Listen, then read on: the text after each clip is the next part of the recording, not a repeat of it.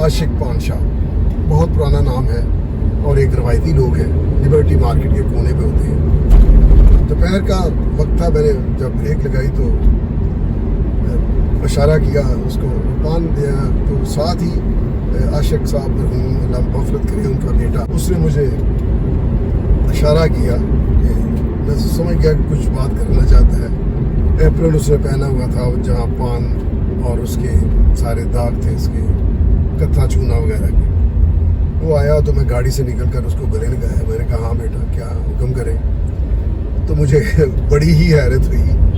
मुझे कहने लगा सर ये उस दिन की बात है, यानी 2 दिन बाद, ये जो ट्रंप ने ईरान पर हमला किया था। तो मुझे कहने लगा कि सर ये ईरान पर ट्रंप ने हमला किया है, अमेरिका का हमला है, अब क्या होगा। अब मैं हैरत में था कि यार ये मुझसे पूछ रहा है अब क्या होगा।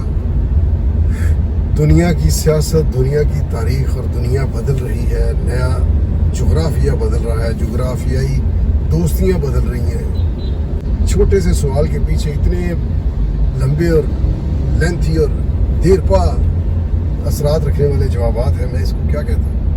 तो मैंने कहा क्यों, आप क्यों। कहने लगा सर बड़ी परेशानी है, ये देखिए ना जंग, आलमी जंग लग जाएगी। मैंने कहा ये जो ट्रंप का हमला है ना, ये हमला ईरान को इल्म था और यूँ समझिए कि बस ठीक है, थोड़ी सी जगह दे दी खाली, उधर उसने अपना शौक पूरा किया, दुनिया को दिखाया कि मैंने जहाज़ उड़ाए हैं, और ईरान को इल्म था। और फिर ये तारीख़ बाज़-औक़ात जो होती हैं ना, खुफिया बातें, मुलाकातें, राब्ते, इनको तारीख़ कभी ना कभी उगल देती है।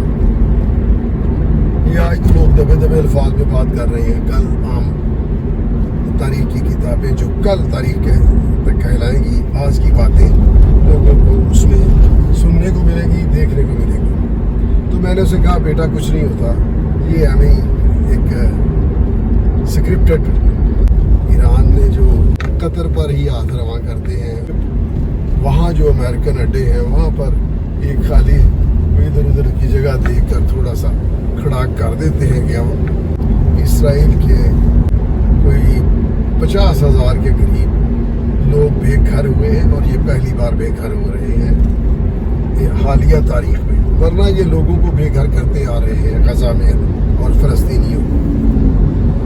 तो खूब इनको आदत थी मारने की। पहली बार इनको जवाब आया तो वो जवाब इन्हें बहुत ही बुरा लगा और बहुत ही सख्त लगा, बहुत ही कड़वा लगा, बहुत ही तकलीफ दह साबित हुआ। लिहाजा इनकी